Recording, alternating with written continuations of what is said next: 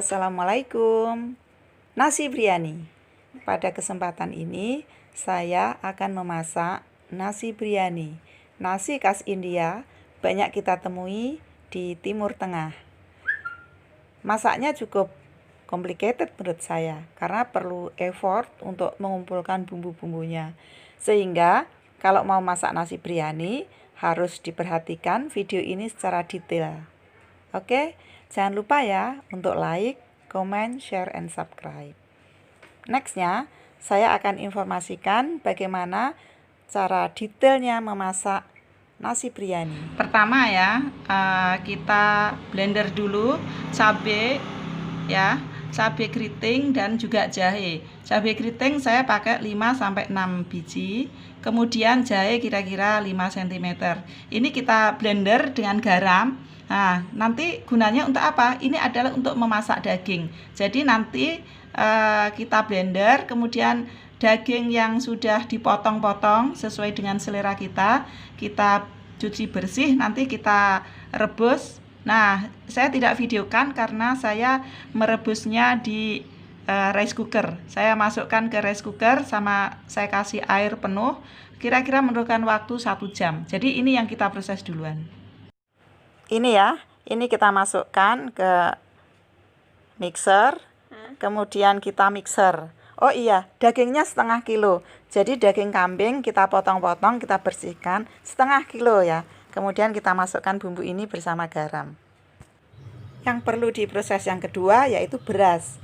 Berasnya kita pakai beras basmati super long ya. Saya beli di Denpasar, ini 1 kilonya kira-kira Rp76.000 lah gitu. Berasnya kira-kira 350 gram. Jadi 350 gram ya. Berasnya saya taruh di panci, kemudian saya cuci bersih dan habis itu saya biarkan sejenak sambil menunggu bumbu. Berikutnya adalah untuk merebus nasi berasnya itu kita gunakan bawang bombay. Ini bawang bombay yang cukup besar ya, itu 1 cukup. Kemudian cabai hijau yang gede itu saya pakai 5-6 biji. Perhatikan ya jumlahnya. Terus kemudian untuk bawang putih ada 3 siung bawang putih. Kemudian tomat, karena tomatnya kecil-kecil saya pakai 2. Kalau tomatnya gede saya pakai 1. Kemudian saya pakai serai dan juga daun salam. Nah, untuk yang bumbu ini saya potong-potong kecil-kecil saja. Setelah kita potong-potong, kita taruh di piring ini nantinya dan kita siapkan bumbu yang lainnya. Oke, selanjutnya yang rempah-rempah itu bumbunya ini ya. Ini bunga lawang atau bunga peka. Nanti kita ambil 3 butir saja. Ya, perhatikan ya ini. Terus kemudian ini ada cengkeh. Ini adalah cengkeh, kita bisa buat beli di supermarket. Ini cengkeh 5 butir saja. Kemudian ini kapulaga. Kapulaga saya perlu 6 butir kapulaga. Jadi perhatikan banget ya. Terus kemudian ini adalah bubuk kunyit. Bubuk kunyit saya perlu secukupnya. Jadi sesuai keinginan, bisa lebih kuning atau 1 sendok makan cukup. Kemudian ini lada, saya pakai setengah sendok teh cukup, ini lada ya. Terus kemudian ketumbar saya pakai 1 sendok teh ya. Mungkin saya ulangin. Selanjutnya kita kasih pala, ini bubuk pala. Saya pakai bubuk pala 1 sendok teh ya. Kemudian kayu manis, tapi ini kayu manis bubuk 1 sendok teh, kira-kira 2 atau 3 lembar kayu ini saya tumbuk ya, nantinya di sini saya tumbuk. Kira-kira saya perlu 1 sendok teh gitu.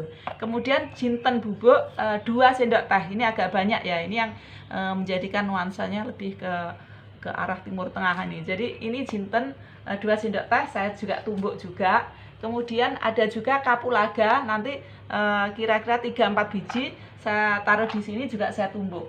Jadi selain kapulaga yang bulat ada 6, juga ada kapulaga lagi kira-kira 3-4 biji saya tumbuk di sini. Nah, semua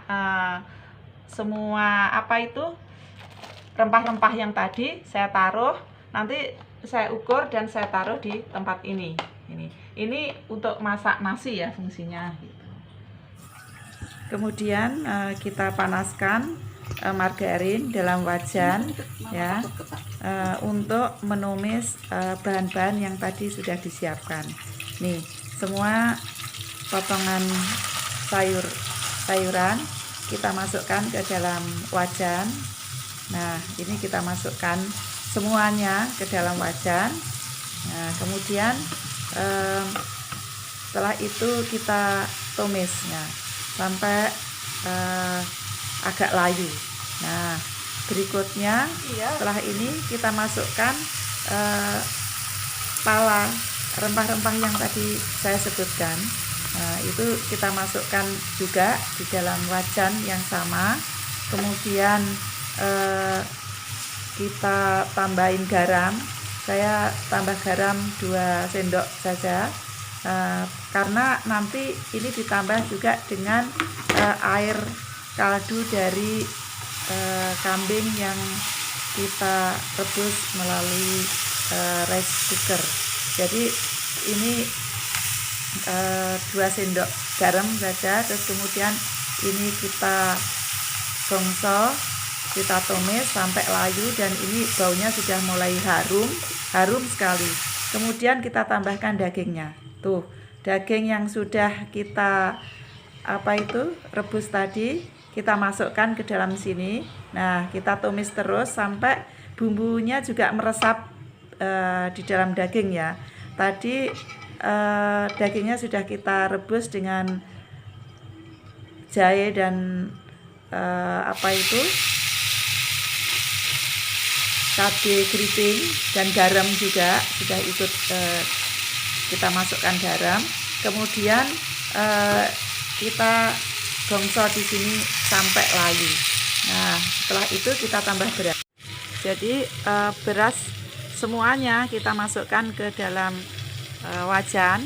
Kemudian kita aduk rata bersama bumbu-bumbu ya. Jadi semua bumbu sudah masuk, nasi, beras-beras nanti juga sudah masuk. Kemudian kita kasih air yang dari daging tadi. Airnya kira-kira 1,5 liter ya. Terus kemudian juga kita cek rasa sudah cukup asin atau belum. Nah, kemudian kita aduk terus. Nah, lama-lama akan berasnya akan menjadi lebih panjang dan lebih besar ya. Itu tanda berasnya mulai kira-kira setengah mateng. Nah, kita aduk terus dan kita tunggu sampai airnya sedikit berkurang. Selanjutnya kita taruh ke dalam panci yang ada saringannya untuk kita kukus. Jadi seperti masak nasi biasa ya. Kita tunggu sampai matang, nanti kita cek udah matang atau belum. Kira-kira begitu. Sudah semua masuk dan pancinya kita tutup. Kita tunggu setengah jam, nanti kita cek sudah matang atau belum. Begitu. Nah, setelah matang, kemudian kita siapkan piring yang besar untuk menampung semua nasi biryani yang sudah siap untuk dihidangkan. Ayo sini. Sekarang nasi biryani sudah ditaruh di piring dengan hiasan. Cantik bukan? Nah, kita hidangkan seperti ini ya. Jadi kita tuang dalam satu tempat yang besar, kemudian kita makan bersama-sama ala Timur Tengah. Dan pastinya nasi biryani yang kita buat hari ini sangat enak, sangat lezat, sehingga pastinya Anda semua harus mencoba. Terima kasih sudah melihat tayangan kami. Assalamualaikum.